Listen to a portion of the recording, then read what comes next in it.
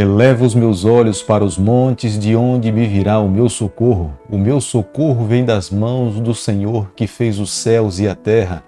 Que a graça e a paz do nosso Deus nessa manhã esteja sobre você e sobre a sua família. Que esse dia seja um dia de muitas conquistas andando ao lado do Senhor. Nesse primeiro encontro, agora pela manhã, nós queremos colocar nas mãos de Deus a nossa vida. Colocamos nas mãos dele todos os nossos anseios, os nossos problemas, e na certeza que, estando nas mãos do nosso Deus, a nossa vida será completamente feliz. Saímos de casa na certeza que voltaremos para o nosso lar protegido pelos anjos do Senhor. Queremos nessa manhã, ao iniciarmos esse dia, começar com um estudo da Palavra de Deus, e quero deixar com você nesse momento um versículo do Salmo 102, o verso 28, onde a Bíblia diz o seguinte: os filhos dos teus servos habitarão seguros, e diante de ti se estabelecerá a sua descendência. Salmo 102, o verso 28. Os filhos do Senhor habitarão seguros, porque nós estaremos na companhia do Senhor. É Ele mesmo que estará ao nosso lado. Ele será a luz que irá iluminar a essa terra. O nosso Deus irá governar essa terra por toda a eternidade. E será diante dele que a nossa descendência, que é a descendência do Senhor, que será estabelecida. Será o nosso próprio Deus mesmo que um dia ele irá falar: não mais pecado, não mais dor, não mais sofrimento, não mais morte, não mais depressão. E ele irá viver conosco por toda a eternidade. Como nós ansiamos por esse momento, e nós pedimos a Deus que a cada dia esse fato se consuma na nossa existência. A cada dia nesse canal nós dedicamos as primeiras horas da manhã, a partir das 6 horas, a estudarmos um capítulo da Palavra do Senhor. E nessa manhã nós iremos estudar o livro de 1 Samuel, capítulo 23, o verso 2. Consultou Davi ao Senhor dizendo: irei eu e ferirei os filisteus? Respondeu o Senhor a Davi: vai e ferirá os filisteus e livrarás Keila. As nossas fraquezas são fortalecidas quando nós permitimos que Deus trabalhe em nossa vida. Para Deus, as consequências dos nossos erros podem ser pedagógicas. Deus pode utilizar momentos de fraqueza da nossa vida para trabalhar conosco, para nos levar a cada dia a vivermos uma vida de dependência do Senhor. Quando nós olhamos para a vida de Saul, nós vemos claramente que o foco de Saul estava completamente fora do lugar. O foco de Saul estava em perseguir os seus súditos, enquanto o foco de Davi estava em buscar a Deus, consultar ao Senhor. O que agradava de fato o coração de Davi era saber se ele estava fazendo aquilo que Deus queria que ele pudesse fazer. E a razão pela qual ele consulta o Senhor antes de tomar as suas atitudes. Os filisteus, eles eram astutos. Eles sabiam quando é que se dava o período da colheita do povo de Deus, quando é que eles plantavam e quando é que eles colhiam. E eles planejavam as suas investidas contra os israelitas exatamente no período em que o povo de Deus tinha feito as suas colheitas. O objetivo era muito simples. Eles queriam pegar a colheita dos israelitas para levar como despojo de guerra. Mas nesse momento, Davi, sabedor de que o povo da cidade de Keila estava sendo oprimido pelos filisteus, ele consulta o Senhor. E Deus lhe fala que ele deveria ir, que Deus lhe daria os filisteus nas suas mãos. Nessa manhã, amigo, logo nesse começo, nós precisamos parar para fazermos uma reflexão. Consegue compreender porque Davi é considerado um homem segundo o coração de Deus? Davi tinha muitas falhas, mas Davi buscava a Deus incessantemente. Davi sabia que ao lutar contra os filisteus seria um problema que ele teria que enfrentar naquele dia, mas ele não queria começar aquele dia sem primeiramente consultar ao Senhor.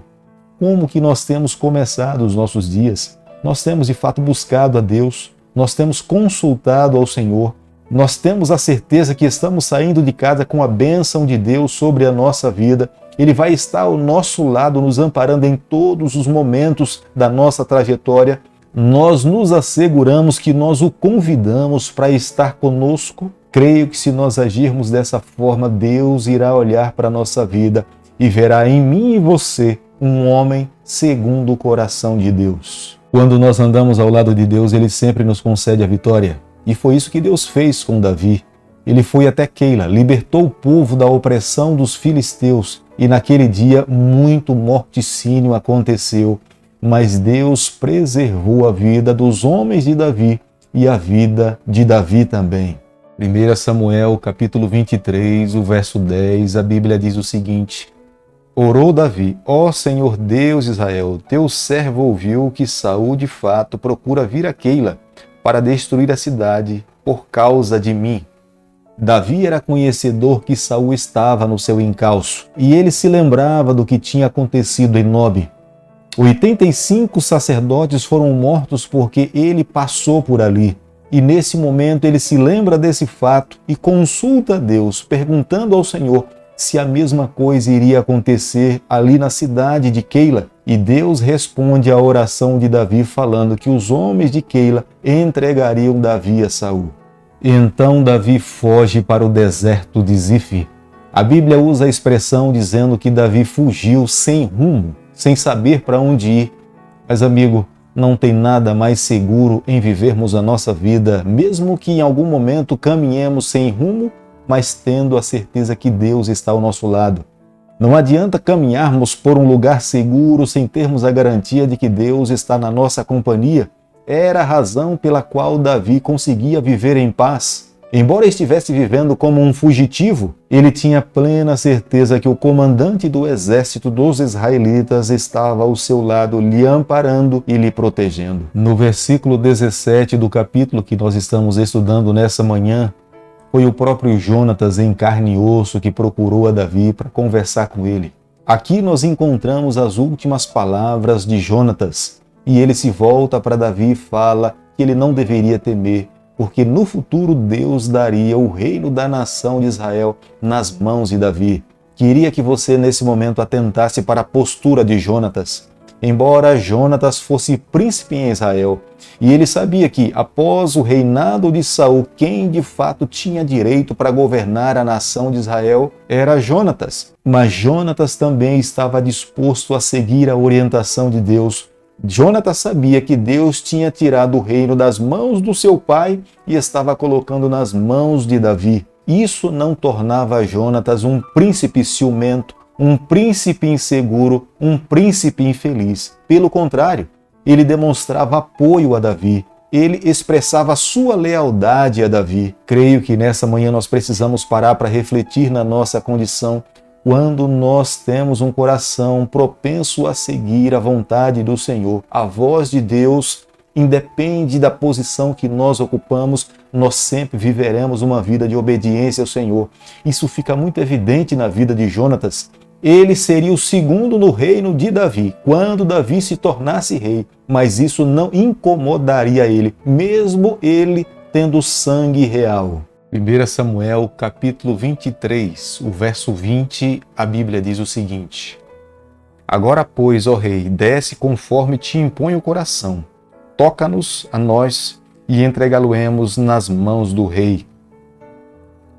Os ifeus, que eram israelitas, eles estavam sendo motivados por razões momentâneas. A forma de Saul governar gerava uma insegurança em todas as tribos. Quem, por alguma razão, expressasse apoio a Davi, essa tribo ou essa pessoa corria risco de morte. E os ifeus, sabendo que Davi tinha passado pelo seu território, temendo as consequências das ações de Saul, buscam a Saul com o intuito de dizer onde Davi estava escondido.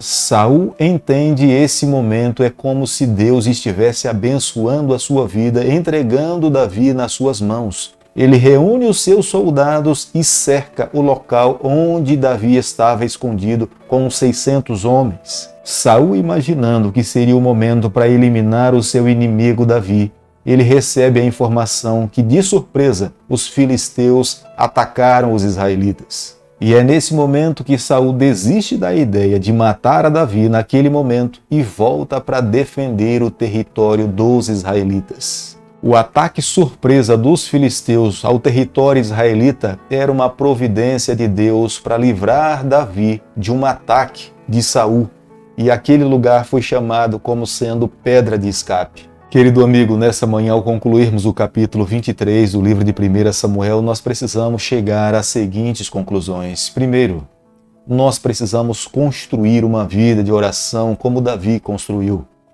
Davi sabia que viver um dia sem ter a certeza que Deus estava ao seu lado era viver 24 horas em vão.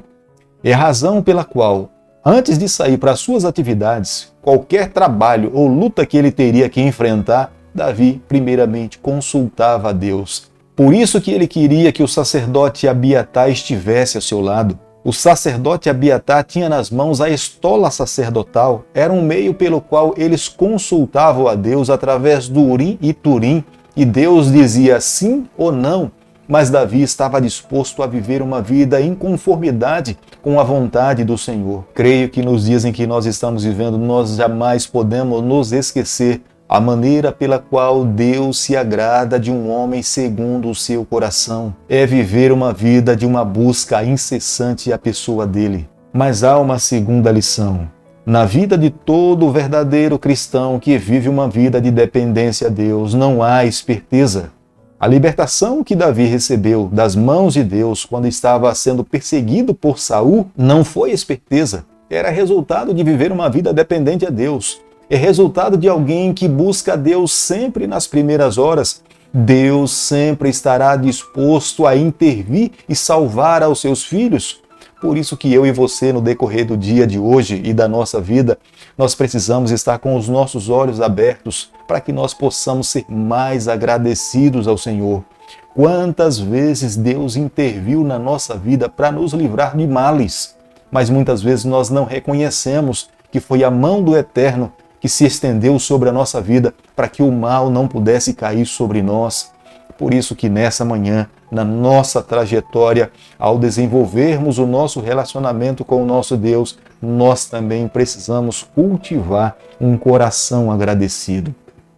Querido Pai, nas Tuas mãos nessa manhã, mais uma vez, nós nos consagramos, nos colocamos, confessamos as nossas falhas, mas fica aqui as nossas palavras de gratidão por tudo que o Senhor tem feito por cada um de nós. Fica conosco no decorrer desse dia, nós oramos, nós pedimos e o fazemos em nome de Jesus. Que o Senhor te abençoe e te guarde, que Ele faça resplandecer o seu rosto sobre você, que Ele tenha misericórdia de você e sobre você, nessa manhã, Ele levante o seu rosto e conceda a sua paz em nome de Jesus. Amém.